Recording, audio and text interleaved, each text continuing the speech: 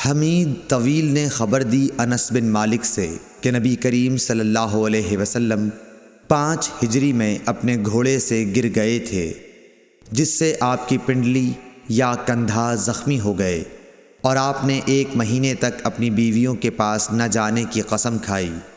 آپ اپنے بالا خانے پر بیٹھ گئے جس کے زینے کھجور کے تنوں سے بنائے گئے تھے۔ صحابہ مزاج پرسی کو آئے، آپ نے انہیں بیٹھ کر نماز پڑھائی اور وہ کھڑے تھے۔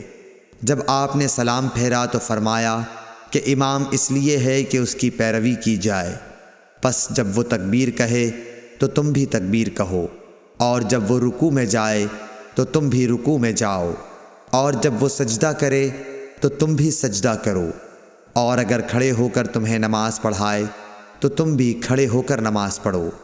اور آپ 29 دن بعد نیچے تشریف لائے تو لوگوں نے کہا، یا رسول اللہ، آپ نے تو 1 مہینے کے لیے قسم کھائی تھی۔